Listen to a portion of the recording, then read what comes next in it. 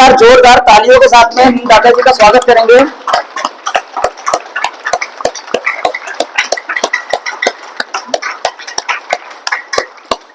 बड़ा दिन से बड़ा हो गया।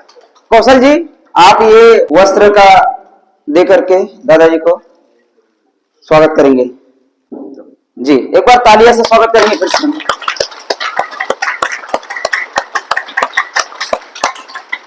85 साल की उम्र में दादाजी अभी ट्रेनिंग चला करके आ रहे हैं उड़ीसा से, और हमारे कैंप को भी यहाँ पर मार्गदर्शन करेंगे।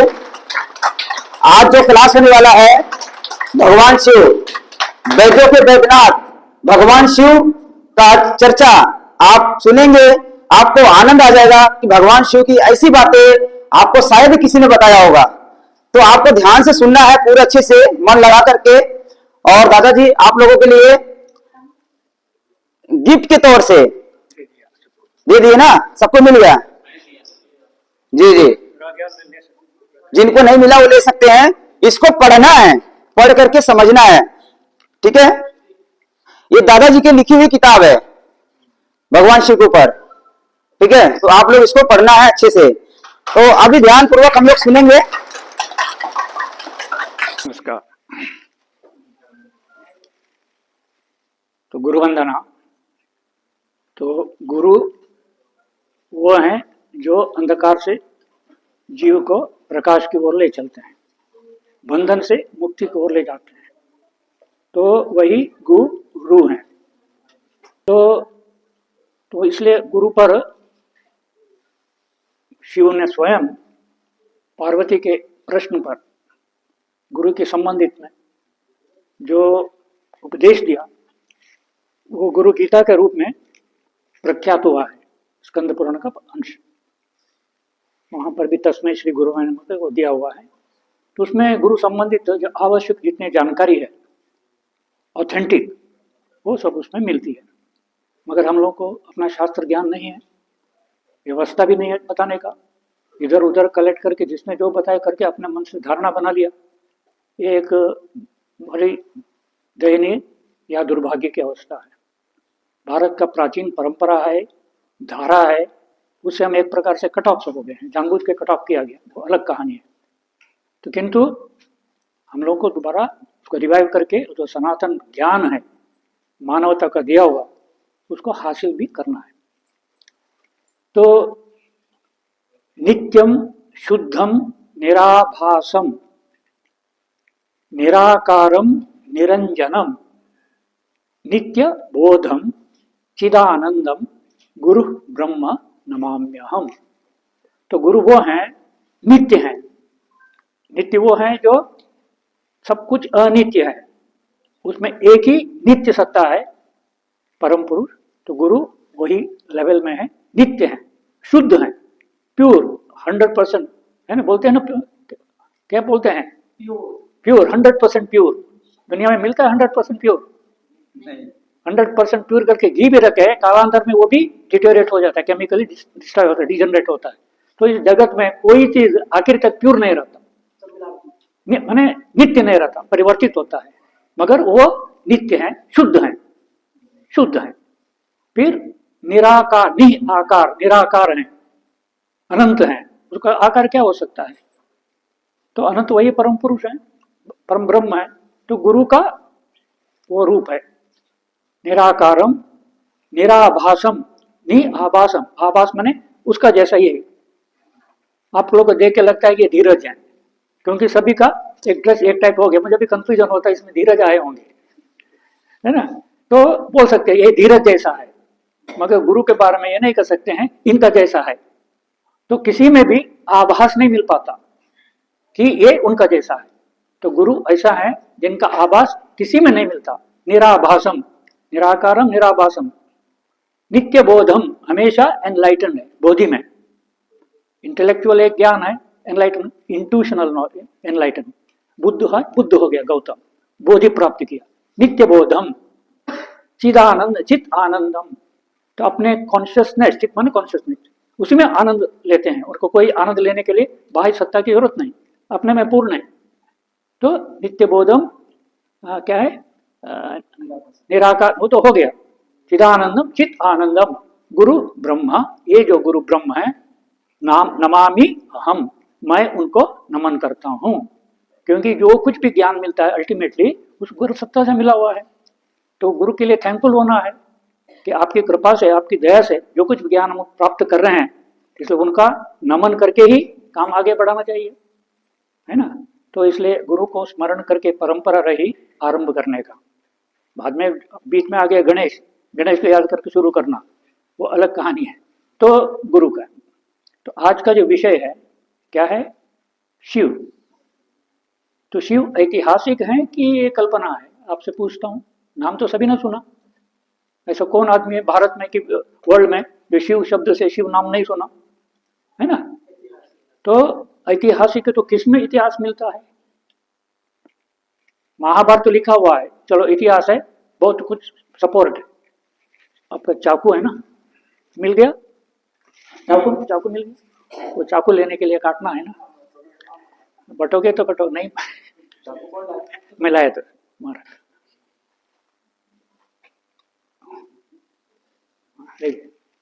धन्यवाद।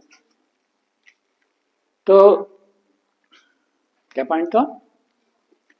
इतिहास, महाभारत इतिहास है, प्रमाण है, और पुस्तक माने ग्रंथ भी है, चलता आया है। तो शिव के बारे में यदि ऐतिहासिक है, मैं मानते हैं, हम लोग मानते हैं, प्रमाण क्या है ना। तो एक भारत में लिटरेचर 4 धारा में है।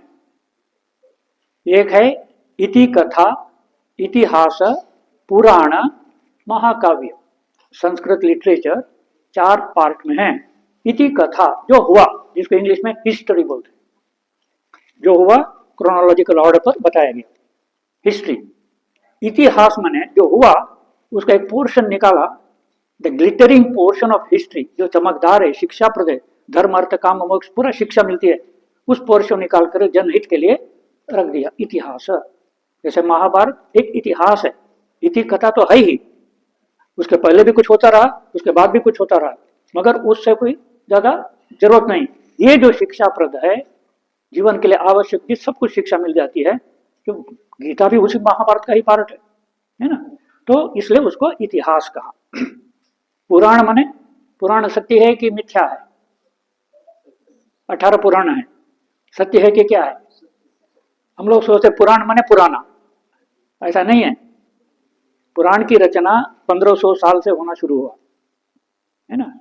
बुद्धिज्म का खत्म हुआ, सारा मिक्सिंग हुआ, तो कथा उपदेश, लोगों को, आम जनता के लिए धर्म शिक्षा देने के लिए कथाएं रची गई, कथाएं रची गई।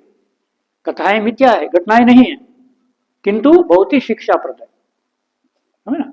अतीत में कुछ हुआ, उसको मन में रखते हुए एक रचना करके सुंदर रूप में प्रस्तुत किया।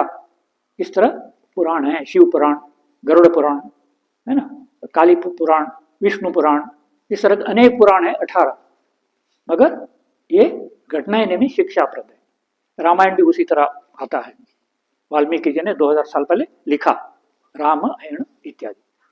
तो शिव ऐतिहासिक होते हुए भी कोई आधार डॉक्यूमेंटेशन करने के लिए जाए नहीं मिलता।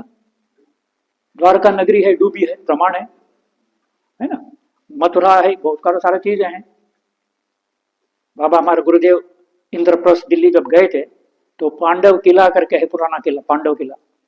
तो उसमें जाकर के जाते वक्त बोले कि देखो जी, ये इंद्रप्रस्थ पांडवों की नगरी थी, उन्होंने बसाया था। श्री कृष्ण वृंदावन मथुरा से नदी होकर के यहाँ आते थे पांडवों से मिलने के लिए, और बहुत सारा थोड़ा इंडिकेट करके थोड़ा माने करेंगे, वहाँ महाभारत की कई चीजें मिलेंगी। गवर्नमेंट को भी इंटरेस्टेड है, सारा कहता है क्यों इंपॉर्टेंस देना है। तो बहुत सारा प्रमाणित डॉक्यूमेंट मिलता है कि कृष्ण ऐतिहासिक है, महाभारत हुआ है, बहुत कुछ है, मगर शिव ऐतिहासिक है, मगर प्रमाण क्या, कैसे कहेंगे, है ना। तो लोग इसलिए मिथ्य कथा, उनका दुर्गा उनकी वाइफ है, इतने हाथ वाली दुर्गा मनुष्य रूप थोड़ी है, काली इस तरह का मनुष्य रूप थोड़ी है, उनका वो पति है, मनुष्य थोड़ी हो सकता है। तो ये सारी कल्पना के कारण और कंफ्यूज हो गए।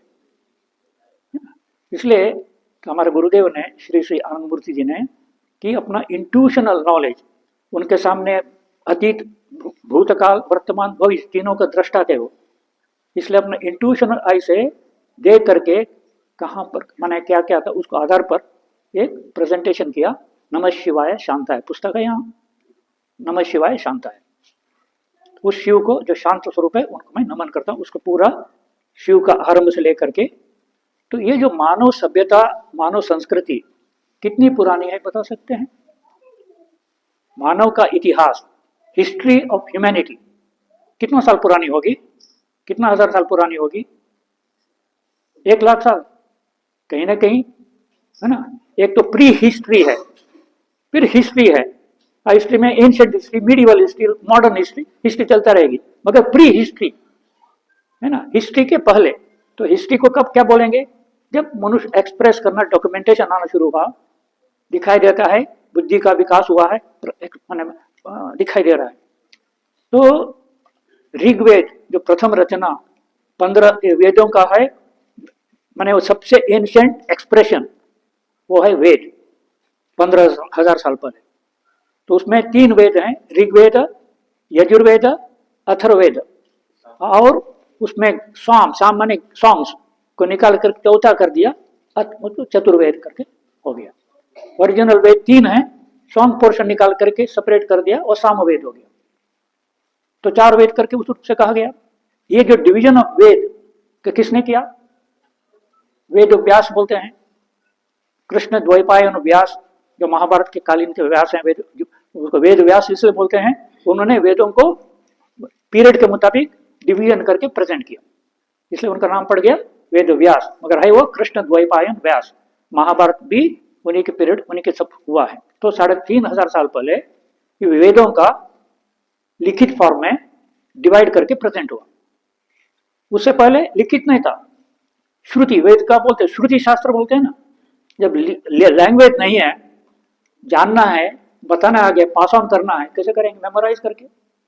इसलिए जो ज्ञान सुन करके मिला उसका नाम पड़ गया श्रुति, और सुन करके जो मनन करके जो शास्त्र बनाया वो बन गया स्मृति, है ना। तो श्रुति शास्त्र, स्मृति शास्त्र।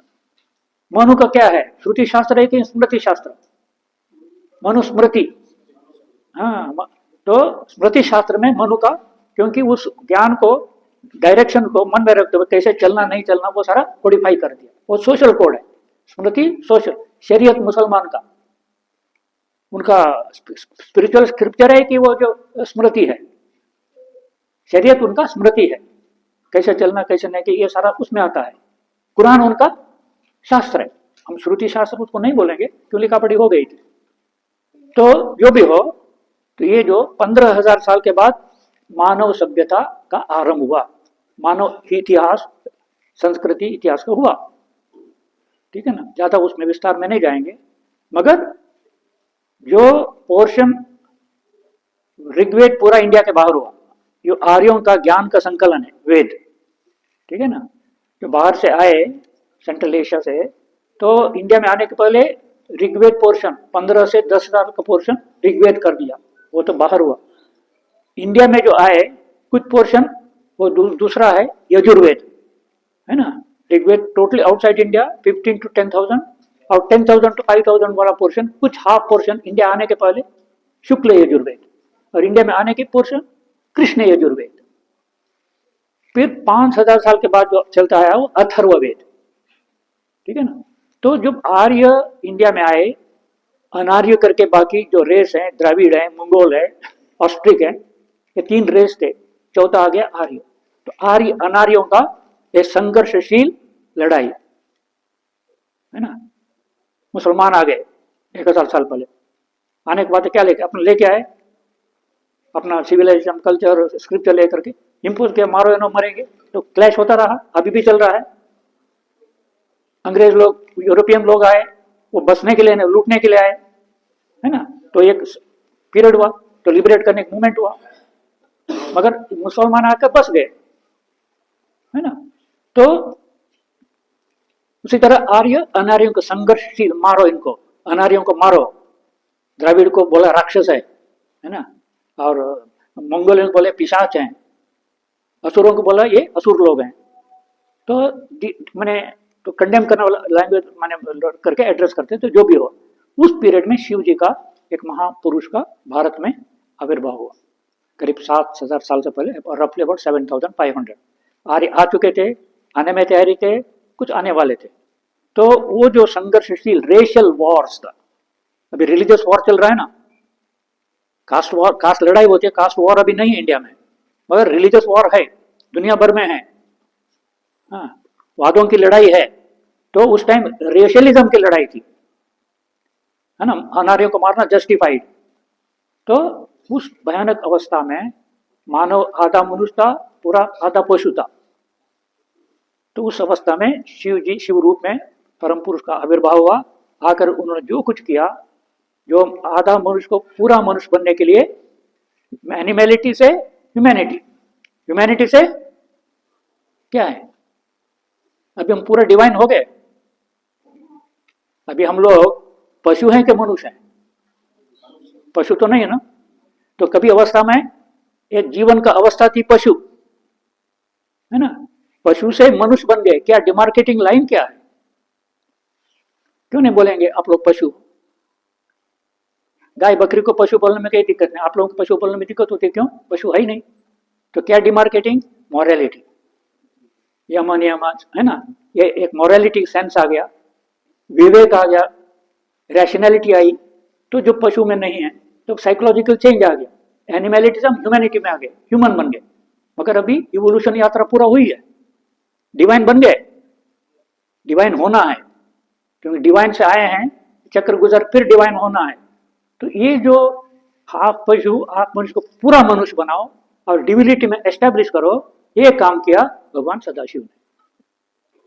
वेदों में ज्ञान का संकेत था, मगर उपासना कैसे करेंगे, प्राप्त करेंगे, है ना, चर्चा है, मेथड नहीं था। तो शिव जी ने मनुष्य को, आधा जैसे मनुष्य को, उसका पूर्ण मानव बनाए और संस्कृति को उसको कल्चर करें, हाँ, और सिविलाइज्ड बनाए। तो ये उनका प्रयास के कारण आज जितना दुनिया भर में मानव, human culture and human civilization, मूल में कौन है? सदाशिव, है ना। इसलिए ये हुआ 7,000 पहले। तो उससे पहले ये चाइनीज सिविलाइजेशन कितनी पुरानी है जानते हो? चाइनीज सिविलाइजेशन 6,000 साल की है, इंडियन सिविलाइजेशन 5 साल की है। माने जब ये लैंग्वेज आ गया, पहले लैंग्वेज नहीं था, सुन के जाना होता। तो 6,000 साल पहले पिक्चर वाला लैंग्वेज आ गया चाइनीज में, चाइना में। इंडिया में मोहनजोदड़ो हड़प्पा में जो है वो दूसरी लिपि आई, वो 5,000 साल की है। तो लिपि है, लिखना पड़ा शुरू हुआ। तो शिव ने तो उससे पहले थे, इसलिए शिव का जो उपदेश जो है, लिखने का स्कोप नहीं था। शिव पार्वती जो बात बताऊंगा, तो उन्होंने एक अंडरस्टैंडिंग बनाई, आने वाले पीढ़ी को जो उपदेश भाषण हो जाना चाहिए, तो तुम पूछोगी मैं जवाब दूंगा। तो जितना शिव ने ज्ञान दिया मानवता के लिए, आने वाले दिन के लिए भी रहे, तो शिव पार्वती, हर पार्वती का संवाद के रूप में है वो, जितने पुस्तक, है ना। जैसे कि यहाँ वो पुस्तक था ना, क्या नाम,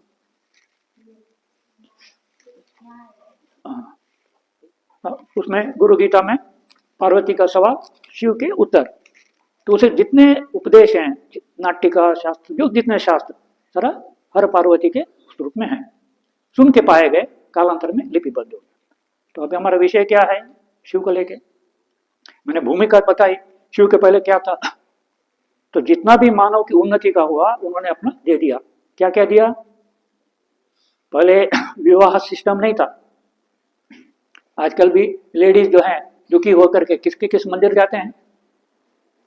कृष्ण के मंदिर में जाते हैं कि शिव मंदिर जाते हैं? शिव मंदिर।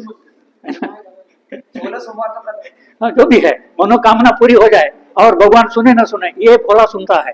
ये बोला और करना धरना कुछ पैसा नहीं, एक बेलपत्र चढ़ाओ, है ना, पानी चढ़ाओ, हाथ जोड़ो, हो गया काम। और खुश करने के लिए दूसरा चीज तड़क भड़क चाहिए नहीं। इसलिए गरीब से गरीब आदमी, है ना, हेल्पलेस आदमी, उसी देवता के पीछे जाते थे। कारण क्या था? ऐसा था, किया उनका अवदान है। इसलिए 4 प्रकार का लोग हैं: आरती, प्रार्थी, जिज्ञासु, मुमुक्षु। आरती, आर्तनाद बोलते हैं ना, दर्द वाला नाद आ गया, आर्तनाद। आरती, प्रार्थी, प्रार्थना, जिसके, हाँ, प्रार्थी, प्रार्थना करने वाला, कामना करके आया।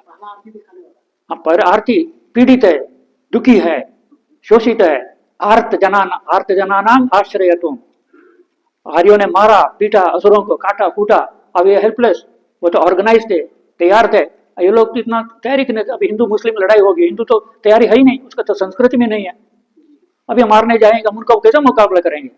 तो उसी तरह मारे जाते थे ऑस्ट्रिक या द्रविड़ को, सारा त्राहिमाम करके शिव के पास भागे जाते थे। अब शिव बोलता मैं हूं ना, है ना। तो सबको इस तरह का आश्रय देते थे, इसलिए उनका नाम आर्त जनानाम आश्रयत्वम, आर्त जनों का आश्रय देने वाला। अभी भारत में ऐसे कोई आर्त जनों का आश्रय देने वाला न मोदी है, न योगी है, न कोई तो सब धोखा हो जाता है। तो उस तरह का समाज अभी है नहीं। तो आरती, प्रार्थी, जिज्ञासु, सीखने वाला। अभी आप यहाँ जिज्ञासु बन के आए हैं कि प्रार्थी बन के आए हैं कि मुमुक्षु बन के आए हैं? जिज्ञासु बन के आए हैं, सीखने की इच्छा, जानकारी हासिल करना। और चतुर्थ है, दुनिया बहुत हो गई थी, कैसे हम मुक्ति मोक्ष करके आगे बढ़ेंगे, मुमुक्षु। हाँ, झंझटों से शांति मिले, मुक्ति मिले तो बहुत हो गया, कितना परेशानी झेलेंगे कि भाई कुछ और रास्ता होगी, इस रास्ते से वह शांति नहीं मिलेगी। तो उस रास्ते के ढूंढ के लोग हैं वो मुमुक्षु हैं। तो शिव ऐसे देवता थे, आरती भी आता था, प्रार्थी भी आता था, जिज्ञासु भी आते थे, मुमुक्षु भी आते थे। सबके लिए दरवाजा खुला, सब प्रकार को उनके पास खिलाने की चीजें हैं, है ना।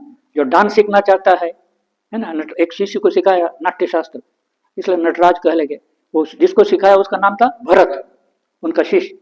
तो भरत को सिखाया, भरत के माध्यम से दुनिया भर को प्रसार करने का डायरेक्शन दिया, भरतनाट्यम, है ना। उससे पहले नाट्य हाथ पैर करना, जंप करना, जैसे वेस्ट में जंप करते हैं, है ना, उसमें कोई हाव भाव का एक्सप्रेशन नहीं, मुद्रा नहीं। अब शिव डांस कर रहे हैं, मुद्रा है कि नहीं? जंपिंग है, तांडव माने जंपिंग डांस, है ना। जंप करते पैर जमीन को नहीं लगेगा। तंदूर, है ना, राइस कुकिंग होता क्या होता है, जंप करता है। उसी तरह ये जंपिंग डांस है, इसलिए उसको तांडव कहा। तांडव नृत्य, डांस, है ना। तो एक जंप करने वाला, तो उसमें भी साइंस है ना। जब बॉडी जमीन से अलग हो जाती है तो कुछ ग्लैंड्स एक्टिवेट हो जाते हैं, है ना, ब्रेन में एक्टिवेट हो जाते हैं, और वीर भाव भी जग जाता है। इसलिए ये वीर भाव जगाने का डांस है तांडव। विकराल कराल रूप धरई शिव तांडव नृत्य करावत। विकराल कराल देख कर डर लगता है ना। तो डरावना रूप लेके नष्ट करने के लिए निकले हैं। एक हाथ में आग है, एक हाथ में तलवार, खत्म कर दूंगा, ये स्पिरिट है। पाप शक्ति है। अब लड़ाई के लिए त्रिशूल हाथ में लिया और नाच कर रहे हैं, मन में ये भाव लेकर के, क्या है, इस पाप शक्ति को मैं अपने हाथ में जो शक्ति से प्रहार करके खत्म करूंगा। मगर दूसरा हाथ क्या दिखा रहा है? दूसरा हाथ क्या दिखा रहा है? एक हाथ इंगित कर रहा है, कौन पैर के पास? सामने इंगित कर रहा है, मेरे पैर को पकड़ो, मैं तो नाश करने में लगा हूं। सारा जगह आग लगी हुई है, दुनिया में वॉर जोन सब जगह हो रहा है ना, कोई अनअफेक्टेड नहीं है। शिव का तांडव शुरू हो गया, डमरू बज रहा है। आप समझ रहे कि नहीं समझ रहे? डमरू का आवाज आ रही है, सीरिया में आ रही है, लेबनान में हो रही है, डम डम डम डम डम डमरू बजना शुरू हुआ है। तो आप अभी देख रहे हैं डमरू कहाँ तक पहुंच जाएगा पता नहीं। तो बोल रहे हैं भाई तो आग लग गया, मैं लगा दिया हूँ, डमरू बज रहा है बम बम बम करके। और घबराओ नहीं मेरे भक्तों, तुम लोग घबराओ नहीं, ये जो मेरे चरण को पकड़े रहो, आश्रित रहो, मैं तुमको बचाऊंगा, आशीर्वाद है ना। तो इसको पकड़ करके देखो, वहां पर ब्लेसिंग है ना। हाँ, वो जो है वो सृष्टि है। अभी लगता है मैं भी बोलते बालक पर डांस कर रहा है, कितना खराब लगता है। तो जो सृष्टि उनका क्रिएशन है, हमको नया तैयार करना है, पुराने को खत्म करना है, युग बदलना है, युग परिवर्तन का है। पुराना जमाना 20th सेंचुरी हो गई, 21st और नया जमाना के लिए है। सड़ा हुआ सारा सिस्टम थिंकिंग वो सब खत्म होना है, रिलीजियस डॉगमा सब खत्म करना है, धर्म को भागवत धर्म को मानव धर्म को स्थापित करना है। सुनने से कोई सुनने वाला नहीं। हाँ, new world order, humanistic order, मानवता की पुकार, विवेक की पुकार, रैशनैलिटी का एरा, है ना, वो अभी दुनिया में लाना है। भागवत धर्म, रिलीजन नहीं। तो लाने के लिए वो सृष्टि को हमको नष्ट करना है, नया सृष्टि की रचना करना है। तो नया सृष्टि करने के लिए पुराना को ध्वंस करेंगे कि नहीं करेंगे? आउटडेटेड हो गया, उसको रखेंगे? मेडिसिन आउटडेटेड हो गया, रखेंगे क्या? नया मकान बनाने के लिए पुराना हाँ, जब तक नया नहीं बना तब तक पुराना रखेंगे, और इसको बनाते बनाते वो फिर ये नष्ट कर देंगे। तो इसलिए ये उनका तांडव है, दुनिया में अभी चल रहा है ना। तो मगर कौन सेफ रहेगा? उनका चरण को जो पकड़ा रहेगा वही उनको किसी न किधर बचाने वाला है, है ना। तो ये एक संदेश है। तो इसलिए परम पुरुष को, परम शिव का माने संरक्षण में रहो। बाबा नाम केवल उन्हीं को हम बाबा बोलते हैं, उनका नाम केवलम एक कीर्तन मंत्र भी है, ताकि उनके गुणगान करके अपना भक्ति भाव बढ़ाना। और हाथ उठा के करते माने सरेंडर है, तुम्हारा सिवा और कोई नहीं बचा सकता, कोई बचाने नहीं आ सकता, कोई पार्टी हमारे लिए नहीं है, हाँ, कोई सत्य के लिए, रक्षा के लिए नहीं आएगा, सब अपना मतलब ही है। हे भगवान, तुमको छोड़कर मेरा कोई आश्रय नहीं, कोई सहारा नहीं, बचाओ, मैं तुम्हारा बेटा हूँ, बच्चा हूँ, और सत्य पथ चलना चाहता हूँ। बेटा बोले और रॉन्ग पथ चलेंगे, चलेगा? भगवान के साथ धोखा चलेगा? तो आपको और चक्कर में डाल देंगे। इसलिए सिंसियर हार्ट से, सरल होकर के, स्ट्रेट लाइन होकर के, गुरु के सामने कैसा नमस्कार के, दंडवत, सबके सामने मैं टेढ़ा हो सकता हूँ, हे प्रभु तुम्हारा सामने डंडा जैसे सीधा हूँ। तो दंडवत करने का मतलब मैं सीधा हूँ, और जगह मैं टेढ़ा हो सकता हूँ, वो सीधापन सब जगह मैं नहीं दिखाऊंगा, पॉलिटिक्स है, मगर तुम्हारे सामने नो पॉलिटिक्स, हम सीधा हैं। तो वो भी देखते हैं, इसलिए वो सरेंडर भाव से करो, पकड़ो, करो, बचाओ है। तो एक मैं बोल दिया ये जो शिव का, तो हाँ क्या थी? कोई मंत्र बोले, मंत्र अभी बोले ना कि वो मंत्र जो है बाबा नाम केवलम। बाबा माने परमपिता, परम प्रिय, सबसे अति प्रिय, अपना, उससे और ज्यादा अपना कोई हो नहीं सकता, तुम्हारे अंदर ही है, इतना नजदीक में है। नाम केवलम, उनका नाम से ही कनेक्शन होगा, और केवलम में only, you only my lord, हे बाबा तुम ही हो, हाँ, केवलम, तुम्हारा छोड़ के आगे मेरा दूसरा अल्टरनेटिव नहीं। तो वो भाव से स्मरण करेंगे, है ना, तो काम आएगा। इसलिए ये कीर्तन मंत्र करके आनंद मार्ग में दिया है, बाबा माने परमपिता। तो ये एक बात है। तो शिव का एक भजन करना है। उपासना में क्या है? भजन, ध्यान, प्रणाम, ठीक है ना। भजन क्या है? तो आपका 48 नंबर पेज देखो जो दिया है,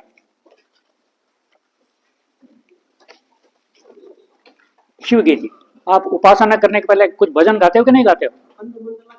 नहीं, अखंड मन। और 48 नंबर मैं गाता हूं। जय शुभ वज्रधर शुभ्र कलेवर व्याघ्रांबर हर देहि पदम। जय शुभ वज्रधर शुभ्र कलेवर व्याघ्रांबर हर देहि पदम। जय विषण निनादक क्लेश विदूरक, विषण निनादक क्लेश विदूरक सर्वधिधारक देहि पदम, सर्वधिधारक देहि पदम। जय शुभ वज्रधर शुभ्र कलेवर व्याघ्रांबर देहि पदम। जय आदिपिता आदिदेव मंत्रेश महादेव, आदिपिता आदिदेव मंत्रेश महादेव भावातीत अभिनव देहि पदम, भावातीत अभिनव देहि पदम। जय शुभ वज्रधर शुभ्र कलेवर व्याघ्रांबर देहि पदम। जय रजत गिरी निभ मधुमय दुर्लभ आनंद अमिताभ देहि पदम। जय सत्य सनातन परम पदम, जय सत्य सनातन परम पदम। जय शुभ वज्रधर, शिव के हाथ में एक अस्त्र था, है ना, उस अस्त्र का नाम है वज्रास्त्र। तो वज्रास्त्र में जिसको प्रयोग करने पर death is certain, atom bomb डाल दिया, नष्ट करेगा ही। तो एक वज्रास्त्र था, महाभारत में ना कृष्ण का शिव का उपासना करके पाशुपत अस्त्र एक्वायर करो, उनको भेज दिया क्योंकि वो दिव्य अस्त्र की जरूरत पड़ेगी, है ना। दिव्य अस्त्र मैंने के नाम तो रखा एक एरो, मगर मंत्र पढ़ के छोड़ा तो मंत्र शक्ति से वो सब खत्म करेगा। जरा बर्बरी ने किया, एक बाण से जितना सब छेद दिया। तो ये सब दिव्यास्त्र हैं। आजकल का साइंस वहां नहीं पहुंच गया है ना, मंत्र शक्ति से मार देने का। तो शुभ वज्र जरा, मगर ये हाथ में वज्र पकड़ा है शुभ के लिए, भक्तों को मारने के लिए नहीं, दुष्टों को मारने के लिए। जैसे कृष्ण ने जो सुदर्शन चक्र है ना, दुष्टों को करने के लिए बड़े रेयरली उपयोग किया, शिशुपाल मारने के लिए का नहीं तो यूज नहीं किया, मगर एक है धमकी के लिए। तो शुभ्र कलेवर, कलेवर में बॉडी, शिव का कलर क्या था? काला। हाँ, आपका जो कपड़ा है ना वाइट, धवल धवल, शुभ्र कलेवर, जैसे चांदनी के चांद का है ना, तो वो जो है तो शुभ्र कलेवर, very white complex body. White में भी कई टाइप है ना, एक इस तरह का चांद का जैसा, चांदनी जैसा बैठा एक।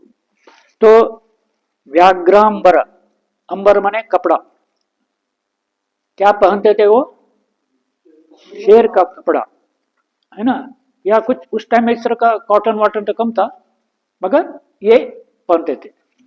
व्याघ्रांबर हर दिगंबर बोलते हैं ना, शिव कभी दिगंबर थे।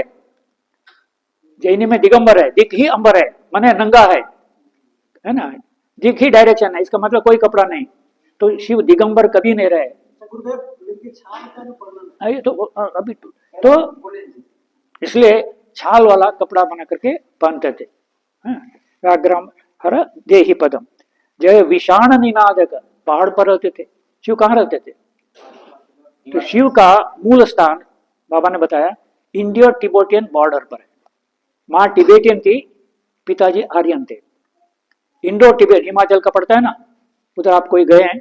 गौरी जो क्या नाम माने उत्तराखंड की थी, चमोली की, है ना, तो उस एरिया की लड़की थी, इधर पड़ता है हिमाचल प्रदेश। तो वो जो इंडो टिबेटियन बॉर्डर में शिव का जन्म स्थान था। तो इसलिए विषाण निनादक, भक्तों को बुलाने के लिए एक सिंह का बना विषाण होता था। हाँ, तो दूर दूर तक आवाज गूंजने की, उपासना का टाइम हो गया, जैसे अल्लाहू अकबर का लगाते हैं ना कि टाइम हो गया उपासना ये करने का, नमाज करने का, तो विषाण बजा करके मैसेज जाता था। इसलिए विषाण निनादक, क्लेश विदूरक, सब क्लेश को दूर करने वाले, है ना। सर्वधि धारक, सबको बुद्धि को, सबके बुद्धि के पीछे हैं, इसलिए सब क्यों कौन क्या सोच रहा है तो सब वो जानते थे। सर्वधि धार, सबके बुद्धि को धारण किया है। देहि पदम, पदम माने तुम्हारा चरण में मुझे आश्रय दो। इसके बाद जय आदि पिता, शिव के पहले मैंने कहा ना कोई विवाह सिस्टम नहीं था। नारी की दशा बहुत ही खराब होती थी, है ना। कुतिया ने डिलीवर कर दी, वो जो कुत्ता आके जिम्मेदारी लेने के लिए, है ना, तो वो अवस्था थी महिलाओं की जनरली। और बच्चों का भी परवाह नहीं करते, स्ट्रगल था, कोई व्यवस्था नहीं थी, खाने पीने की व्यवस्था बैठे बैठे। तो उस तरह का मानव का देख अवस्था देख करके कितना पॉसिबिलिटी है शिशु में, मगर ऐसे मर के माँ केयर नहीं कर पाती थी, ये बोल जाती थी। तो उन्होंने एक व्यवस्था बनाई, तुमको विवाह करना पड़ेगा। वाह माने दायित्व लेना विशेष रूप से। तो नारी का दायित्व लेगा पुरुष और पुरुष का दायित्व लेगी नारी। ये जो दायित्व पूर्ण जिम्मेदारी काम लेना, एक संपर्क रखना, उसी को उन्होंने कहा विवाह। उससे पहले विवाह सिस्टम दुनिया में नहीं था। इसलिए नारी जगत बहुत ही आभारी हैं शिव के लिए कि हमारे लिए, हमारे कल्याण के लिए, संतानों के कल्याण के लिए शिव ने एक व्यवस्था की। तो खुद ही अपना नमूना सेट किया पार्वती के साथ विवाह करके। पार्वती इनसे बहुत मोहित थी, नाम से, काम से, कर्म से, गुणों से। और वो तो आर्य कन्या थी, पर्वतराज की कन्या थी, इसलिए पार्वती बोलते थे, है ना। और गौरव वर्ण की, इसलिए गौरी गौरी बोलते थे। तो आर्य कन्या, और ये तो उनके मतलब प्योर आर्यन तो है ही नहीं, है ना। इसलिए वो नहीं चाहते शिव के साथ मेरी बेटी, यक्ष उसका राजा पिता नहीं चाहते शादी हो। वो स्ट्रगल की, हम करेंगे उसी से, आजकल जैसे लव मैरिज बोलते हैं, करेंगे तो उसी से शादी करेंगे। और तपस्या की, अपर्णा तब तक पत्ते का कपड़ा पहन करके साधना की, उपासना की, शादी करेंगे, जैसे बोलते हैं ना हमें तुम ही हमको वर रूप में चाहिए। तो उपासना की, तपस्या की, जब शिव प्रसन्न हो गए एग्री तब वो परना बन गई। वो मैंने घास का कपड़ा हटा करके प्रॉपर कपड़ा पहनी अपर्णा, उसका पार्वती के नाम। तो शिव पार्वती का विवाह हुआ। पिता नहीं चाहते थे, तो एक तुलसीदास जी ने रामायण में अति सुंदर रूप में शिव विवाह का प्रसंग वर्णन किया है। तो भोलेनाथ गाड़ी पर बैठ के चले गए बारात लेकर के, हैं किस पर बैठ गए, कैसे गए? उनका एक बैल था, वो तिबेटियन, उसको याक बोलते हैं, तिबेटियन बैल, उसका नाम दिया नंदी। वो तिबेटियन याक था, उस पर बैठ करके दुनिया भर भ्रमण किया। तो उसी पर दूल्हा बन करके, कुछ डेकोरेशन थोड़ी है अब मैं दूल्हा बन के शादी करने जा रहा हूँ। आजकल कैसा होता है, ऐसे सीधा जाता है कोई तड़क बड़क, वो वही रूप है जटाधारी, नाग लटक रहा है ना, वही परिवर्तन में शादी जा रहा हूँ और उनके पीछे कोई लंबे दुबले पतले, है ना, बोलते थे पिशाच ग्रुप जा रहा है, शिव के गण, है ना, सब उनके पीछे पीछे जा रहे थे और सुंदर वो हो गई। इसलिए विवाह प्रथम दंपति कौन थे पृथ्वी पर? शिव पार्वती। अब उनको भगवान नहीं बोलेंगे, शिव पार्वती, है ना। तो उन्होंने एक मॉडल सेट किया, वो गृहस्थों का भी मॉडल है, त्यागी सन्यासी का भी मॉडल है। अब गृहस्थ सन्यासी रूप में जाएगा, परिवार चलेगा, ऑब्जेक्शन आएगा, है ना, क्यों मेरे से शादी किया सन्यासी बोलेंगे हमको तो नमूना चाहिए त्याग का। तो शिव घबरा मत, मैं उसका भी नमूना हूं। तो शिव त्याग तपस्या का नमूना भी है और शिव सुंदर दाम्पत्य जीवन का भी नमूना है। पार्वती जिम्मेदारी लेती थी, शिव के जितने शिष्य हैं उनको खिलाना पिलाना, अन्नपूर्णा नाम पड़ गया। क्यों नाम अन्नपूर्णा? हाँ, घर में कोई भी शिव खिलाए वो उसका दायित्व। इतना सुंदर दाम्पत्य जीवन परिवार का, इतना, इसलिए वो सुदैव कुटुंब जो कॉन्सेप्ट है, हरे पिता गौरी माता स्वदेशी भुवन, ये तीनों भुवन हमारा स्वदेश है। ये जो आइडियोलॉजी किसने हुआ? शिव के कारण। इसलिए ये जो मॉडल हस्बैंड वाइफ इंडिया में, भारत में प्रचलित किया, आजकल भी आनंद मार्ग उसको सम्मान देता है। हाँ, कैसे बाबा जब शादी होके आते हैं तो ब्लेस करते हैं, हर पार्वती जैसे रहो, है ना। आजकल बड़ा मुश्किल है, न हर है न पार्वती है कुछ दिन के बाद बोले मैं तुम, है ना डाइवोर्स के लिए कोर्ट में चल रेडीमेड। तो ये सारा चीज, मगर मॉडल क्या है? क्योंकि मॉडल नहीं है जीवन में, दाम्पत्य जीवन का मॉडल नहीं, बताने वाला दिखाने वाला नहीं, तो इसलिए ये मॉडल सेट किया, दैट इज टू बी। तो ये शिव पार्वती मैंने एक दाम्पत्य जीवन दिया, संगीत सा स रे ग म प द नि, सुर सप्त किसने दिया? शिव ने दिया। रिसर्च किया कौन चिड़िया कौन जानवर का कौन आवाज है कॉस्मिक में, वो कौन सा भाव जगता है, देखा 7 ही टोन्स है सप्तक में, फिर जो 8वां रिपीटिशन है। ये जो सुर सप्तक इन्वेंट किया उसके बाद, है ना, वो सब पशु पक्षी का नाम है, ग इसका, र इसका, तो उसको करके उसके पर राग रागिणी रचना की, पार्वती ने भी कोऑपरेट किया। तो राग रागिणी करके म्यूजिक, संगीत शास्त्र दिया, है ना, संगीत शास्त्र दिया, नाट्य शास्त्र दिया। अभी जो वैद्य हैं तो उनका तो शिष्य था एक धन्वंतरी। तो धन्वंतरी को ये जो रोग से मुक्ति कैसे बनेंगे, चिकित्सा शास्त्र क्या है, इसलिए उसका नाम पड़ गया धन्वंतरी विद्या। शिव के जैसे भरत नाट्य शास्त्र के लिए सिलेक्ट किया, तो वैद्य शास्त्र के लिए दिया धन्वंतरी। तो धन्वंतरी बन गए प्रथम वैद्य। तो आयुर्वेद और वैद्य शास्त्र में अंतर क्या है जी? दोनों हम एक ही समझते हैं। आप आयुर्वेदाचार्य हैं कि आप वैद्य हैं? आप वैद्य सीखने आए हैं कि आयुर्वेद सीखने आए हो? हाँ, तो आयुर्वेद वैद्य शास्त्र में क्या अंतर है? हाँ, यही तो धारणा रहती है। तो आयुर्वेद वेद की धारा से हुआ मेडिकल साइंस। आयुर्वेद आयु का वेद, वेद से आधारित। हाँ, वेदों से, वेद का एक अंग है ना, छंद, ज्योतिष, है ना, इस तरह का 6 पार्ट है उसका, ग्रामर, है ना। तो उसमें एक अंग है धनुर्विद्या या आयुर्विद्या, क्योंकि जो वॉर में होते थे उनके इलाज के लिए भी व्यवस्था चाहिए थी, इसलिए भी सिखाया जाता था मारकाट के, कैसे हेल्थ को रिगेन करें। तो वेद से निकली जो चिकित्सा शास्त्र है आयुर्वेद है। और शिव ने जो दिया तंत्र, आपने सुना नाम तंत्र? तंत्र माने क्या है जी? तंत्र माने क्या है? मंत्र जंत्र करते हैं, करके खराब इंप्रेशन है, वो एक बड़ा तांत्रिक है ना। बड़ा बड़ा रुद्राक्ष पहना, भयंकर रूप धारण किया, अरे ये तांत्रिक है ना। ये तो नहीं है। तंत्र माने तंत्र, तन मीन एक्सपांशन। तो एक्सपांशन करके प्राण दे करके बंधन से मुक्त करना, उस शास्त्र को तंत्र। ये शरीर 39 ईयर तक क्या है? तन है। 39 के बाद घुटना संकीर्ण होना शुरू करता है, तो उसका शरीर बन गया। तो शरीर और तन में 0 to 39 ये तन है, एक्सपांडिंग है बॉडी। बाद में एक्सपांशन रुक जाता है तो शरीर बन गया, ठीक है ना। तो ये जो एक्सपांशन मन का, चेतना का विस्तार करके पाश से मुक्त करना, पाश बद्धे भवे जीव, पाश मुक्तो भवे शिव। चेतना एक ही है ना, मगर पाश से बंधित हो गया चेतना, वो जीव हो गया।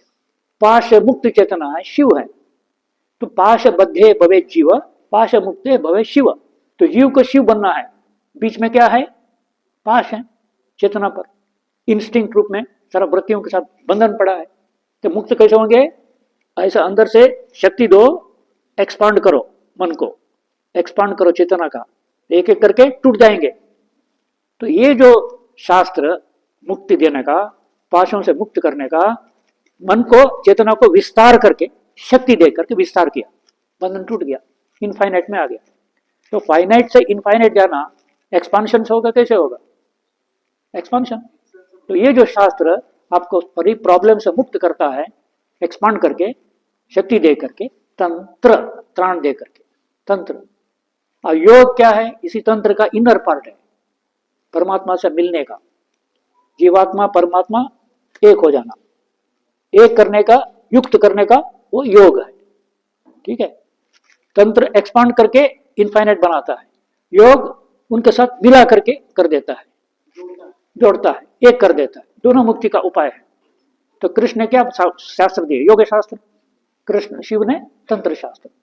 तो अभी विस्तार पर नहीं जाएंगे।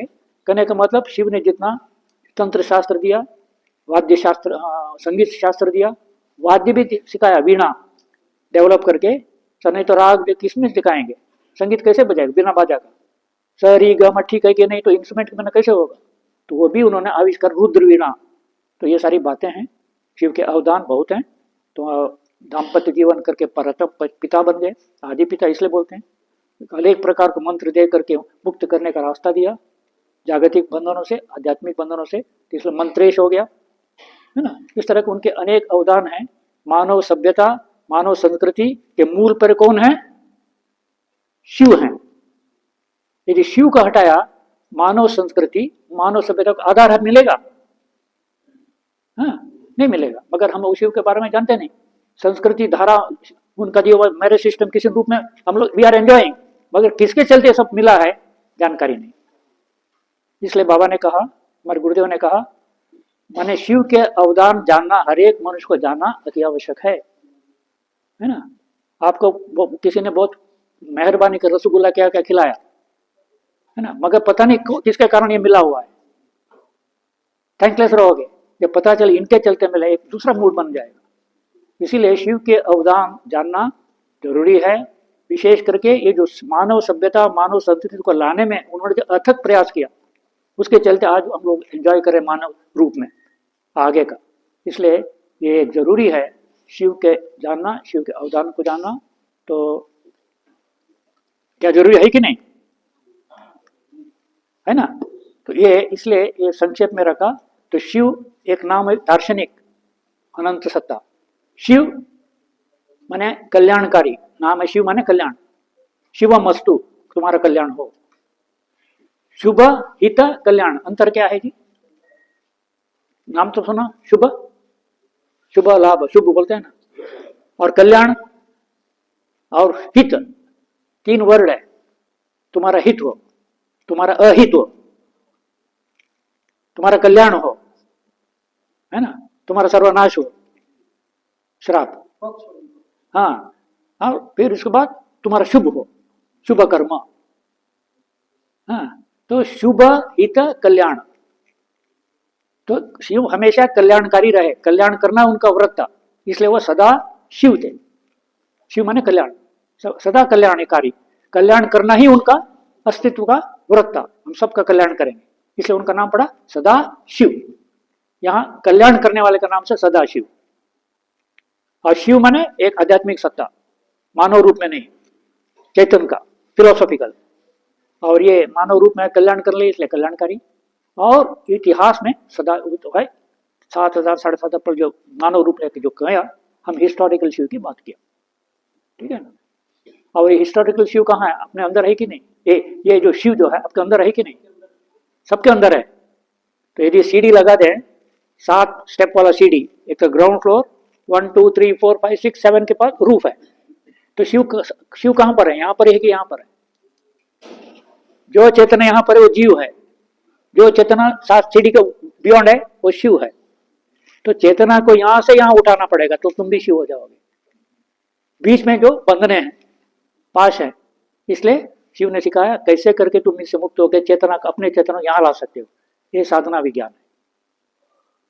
रोगों से कैसे मुक्ति हो या वैदिक विद्या में सीखेंगे, मगर मन के बंधनों से कैसे मुक्त हो गए, आध्यात्मिक बंधन से कैसे मुक्त हो गए, तुम्हारे अपने अंदर का जो स्थिति को कैसे लाभ कर, जहां पहुंचने के बाद फिर चिंता नहीं, शांति आनंद का प्लेस है, वो भीतर में है। तो शिव ने वो रास्ता बताया, उसको तंत्र योग दोनों सिखाया। योग भी सिखाया, योगेश्वर शिव, कृष्ण को भी योगेश्वर बोलते हैं, शिव को तंत्र गुरु है, आदि तंत्र के आदि गुरु है, क्योंकि तंत्र उन्होंने सिखाया है कि नहीं। तो बोला हम लोग उसका ज्ञान नहीं है, इसलिए बहुत उनके व्यापक प्रभाव के कारण दिल में श्रद्धा है, आस्था है, मगर उनके बारे में जानकारी नहीं, इसलिए वो पुस्तक आप लोगों को दी है, उसमें बहुत सारा विषय बाबा ने बताया, नमः शिवाय शांत और करके आधार बना कर दिए, ताकि आम जनता में जाए। आप जाते वक्त भी अपने दोस्तों को भी जो इंटरेस्टेड, शिव में बहुतों की इंटरेस्ट है, जानकारी नहीं, तो जानकारी देंगे वो आभारी होंगे। आपको शिव को आपने भजन कर लिया, प्रार्थना किया, तुम्हारे पाद पे चरण पर हमको जगह दो, है ना, रिक्वेस्ट। और दूसरा ध्यान करना है। कैसे ध्यान करते हो? कोई करता है शिव का ध्यान? हाँ, कैसे करते हो बोलिए?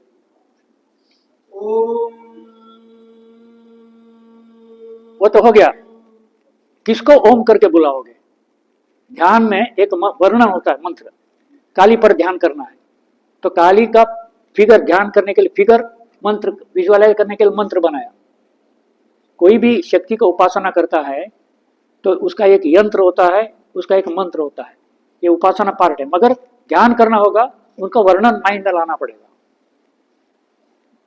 जिसका वर्णन मन में नहीं आया, ओम करके साउंड निकाल दिया, किसको कनेक्ट करने के लिए ओम निकाल रहे हो? वो तो ओम साधन हुआ, गोल क्या है उसका वर्णन मन में आना पड़ेगा ना। उसका मन में वर्णन लाने के लिए एक मंत्र है, वो तो आपने ओम करके फिगर, एक फिगर सोचा, वो तो आपने सोचा, वो एक प्रणव ध्वनि है, अंदर ध्वनि है। तो उस ध्वनि से जुड़ने के लिए जो इष्ट मंत्र करके आनंद मार्ग दिया जाता है, तो अपने अपने इष्ट तक पहुंचने के लिए जो मंत्र है, अपने अपने संस्कार के मुताबिक गुरु देते हैं। तो उस इष्ट मंत्र से हम अंदर के जो सत्ता से कनेक्ट होते हैं।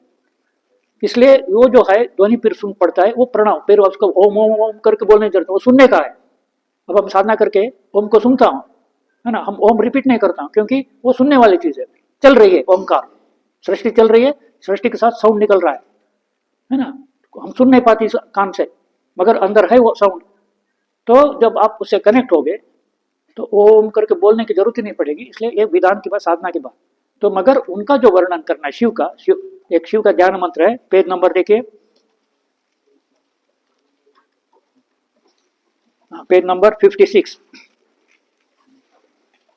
निकल गया, 56।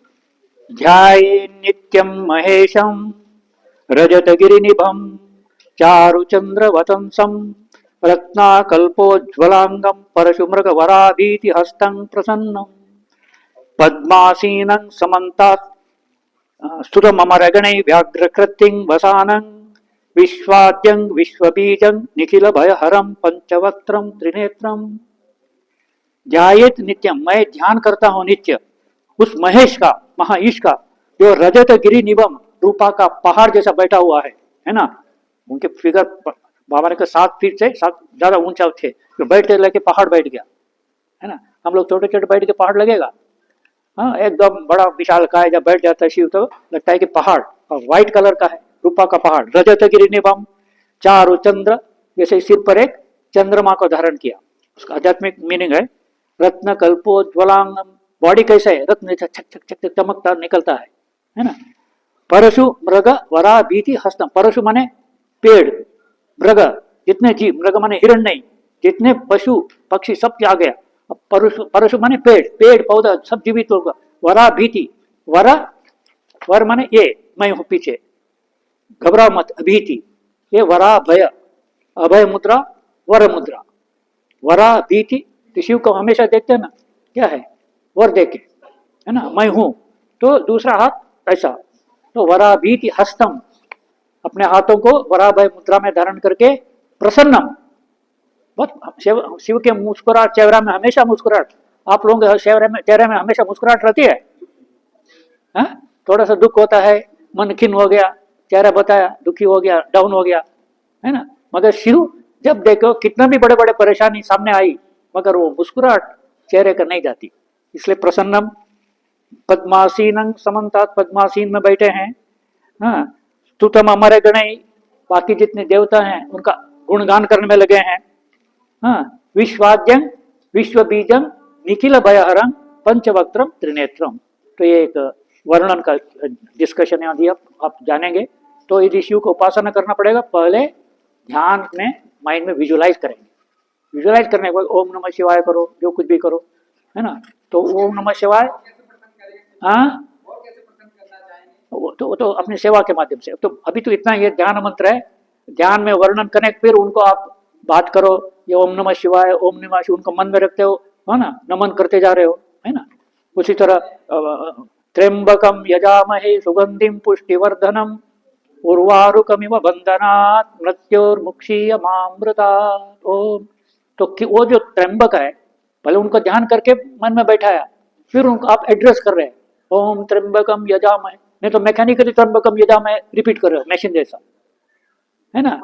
तो आपको उनके साथ जुड़ना है, जुड़ने के लिए कल वो मन में विजुलाइज करना है, और विजुलाइज करके ये मंत्र रिपीट करना है, तब वो कनेक्शन होता है।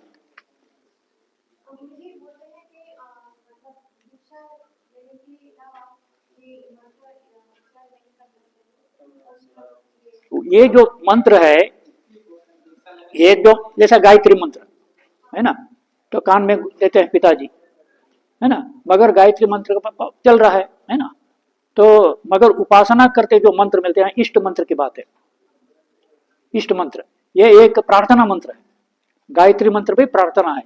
ओम भूर्भुवस्वः ओम तत्सवितुर्वरेण्यम भर्गो देवस्य धीमहि धियो यो नः प्रचोदयात्। ये प्रार्थना मेरे बुद्धि को, हे प्रभु, हे परमपिता, मुझको बुद्धि को प्रचोदन करो ताकि मैं तुम्हारी ओर जाऊं, ये प्रार्थना।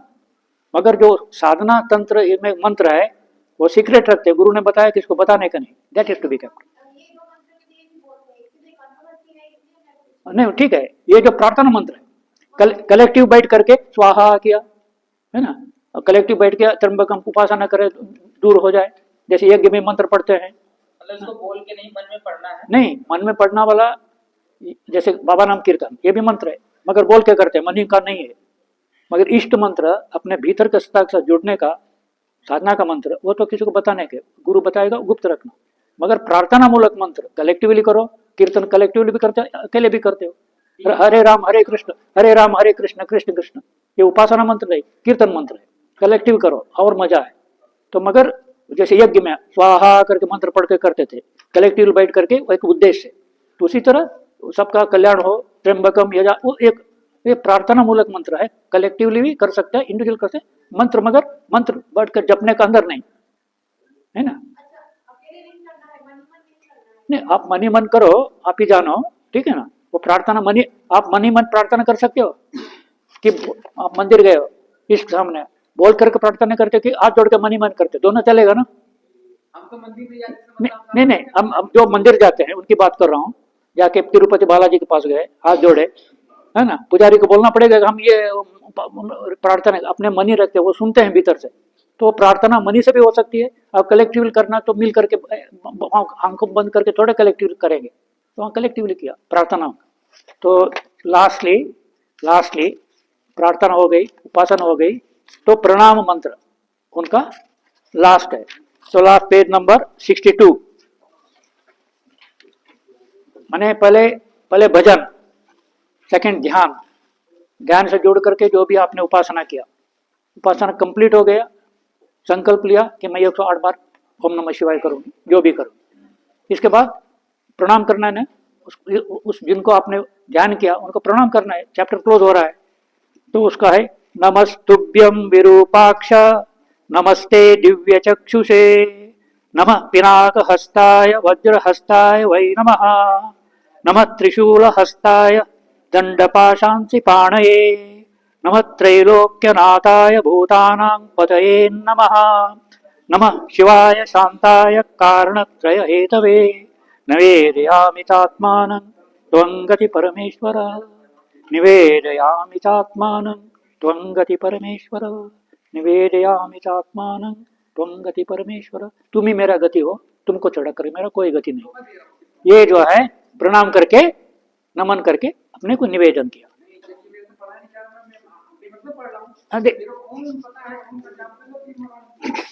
अरे परमात्मा को इतना उपचार किए बिना, सुनो, परम पुरुष को इतना उपचार किए, यदि भक्ति है तो तुम जानो वो जाने, बीच में कोई मंत्र की जरूरत भी नहीं पड़ेगी। मगर वो स्थिति में आए प्यार, एक मिनट, प्यार का वो स्थिति में आ जाओ। राधा जो है कृष्ण कृष्ण बोलकर बोलना भी भूल गई है ना, और राधा में कृष्णमय हो गई, मंत्र कहाँ हो गया? वो कृष्ण कहाँ है? वो राधामय हो गई, कृष्णमय हो गई। तो वो अवस्था की बात है। रामकृष्ण परमहंस करते करते पुजारी थे, तो भाव में जाते थे, मंत्र भी अटपट हो जाता था। तो एक कथा में आते हैं भाई, लोगों ने, सुनिए, लोगों ने ऑब्जेक्ट किया, कैसे पुजारी है ना, रानी जो रासमती, उन्होंने मंदिर बनाया, शिकायत किया ये पुजारी ऐसा है कि मंत्र अटपट कर बोलते, करता भी नहीं है ना। तो भाव में जाते थे। वो काली तो स्वयं माँ के रूप में है, मूर्ति रूप थोड़ी है, तो भावात्मा कनेक्शन मंत्र बीच में कहाँ रिपीट करें? जिनको भावात्मा ने वो तो मंत्र रटता रहेगा। तो उस स्टेज में भी है, मगर जब तक वो स्टेज नहीं है आप उसका नकल तो नहीं करना है। तो जब हो गए स्वाभाविक तो कोई बात नहीं। तो ये शिव पर मेरा संक्षेप में एक परिचय दिया, पुस्तक आधार बनाकर आप समझाने में सुविधा हो गई। तो आदि पुरुष, आदि देव, आदि देव भी हैं, देवानाम अपि देव महादेव है ना, मंत्राधिपति, मंत्रेश सबके मूल हैं। तो इसलिए भारत में यदि किसी को विश्व पिता नाम दे सकते हैं, भारत के पिता है ही, हाँ, राष्ट्र महात्मा गांधी भारत पिता नहीं है, वो कहाँ एक किसी को पकड़ दिया भारत के पिता कर दिया। कोई वो रेस्पेक्ट देना है वो केवल इस सदाशिव को दे सकते हैं कि वो भारत का नहीं, वो विश्व पिता हैं, कि उनके देन के कारण आज मानवता का मानव बनाने का टाइम मिला, आगे बढ़ने का रास्ता मिला। परम पिता बाबा की नहीं, धर्म सभा में क्लैपिंग नहीं, पॉलिटिकल सभा में क्लैपिंग है। जैसे निराकार, डिटेल में नहीं जाएंगे, अभी इतना एक सीरियस शिव पर बातचीत हो गई। एक सेकंड। दादाजी का बहुत बहुत धन्यवाद। दादाजी ने शब्दों को कैसे, उसका महत्व जो समझाया, एक एक शब्द का जो महत्व समझाया, शायद ही आप लोग कभी इस तरीके का सुने रहेंगे। जिन्होंने ध्यान से सुना रहेगा, एक एक शब्द का कैसे अनेक भाग बता करके उसके अर्थ भी बताए दादाजी ने। तो ज्यादा ध्यान लेना रहेगा तो समर्पण करना पड़ेगा। दादाजी से ये निवेदन करके बुलाया गया था कि दादाजी आप आइए, क्योंकि दादाजी का ये जो ज्ञान है, जब मैं इनके साथ में, दादाजी के साथ में जाता हूँ, मैं भी सुनता हूँ, मुझे बहुत आनंद आता है। तो इसके लिए आपको फिर से दादाजी के साथ में जुड़ना पड़ेगा आगे का स्टेप सुनने के लिए। फर्स्ट स्टेप का दादाजी का जो है, मतलब संक्षिप्त में ये बताएं, ऐसा बोलते जाएंगे तो दिन खत्म हो जाएगा, बाकी का अच्छा बाकी है।